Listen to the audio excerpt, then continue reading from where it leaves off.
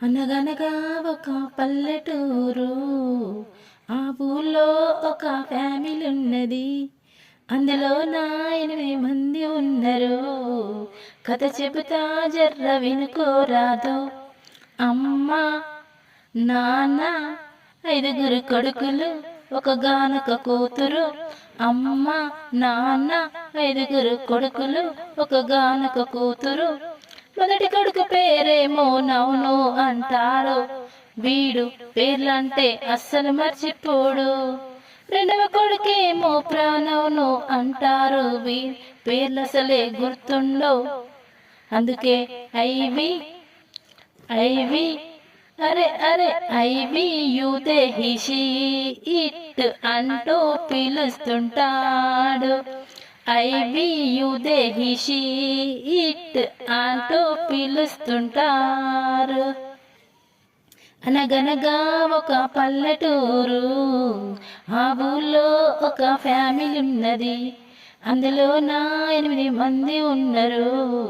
కథ చెబుతా జర్ర వినుకోరాదు. మూడవ కొడుకు పేరేమో అడ్జెక్టివ్ అంటారు. వీడు నవ్ను ప్రాణంను గూర్చి ఇంకెక్కువ వివరిస్తాడు. నాలుగవ కొడుకేమో వర్బు. వీడందరిలో ఎక్కువ హార్డ్ వర్కరు. అందుకే ఇంట్లో అరరే బయట అరే అరే అన్ని పనులీడే చేస్తాడు. వీడు లేకపోతే మీనింగే లేదు. అన్ని పనులీడే చేస్తాడు. వీడు లేకపోతే మీనింగే లేదు.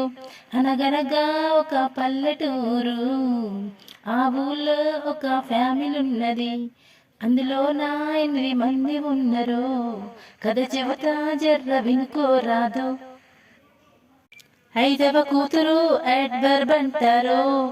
It modifies adjective verb another adverb అంటుంటారు. చివరి చిన్న కొడుకు ప్రిపోజిషన్ అంటారు. వీడు నౌను ప్రానౌను పొజిషన్ చెప్తుంటాడు. అందుకే ఇన్ అరరే ఆన్ అరే అరే at above around across along between at above around across along between. అనగనగా ఒక పల్లెటూరు, ఆ ఊళ్ళో ఒక ఫ్యామిలీ ఉన్నది. అందులో నా 8 మంది ఉన్నారు. కథ చెబుతా జర్ర వినుకోరాదు.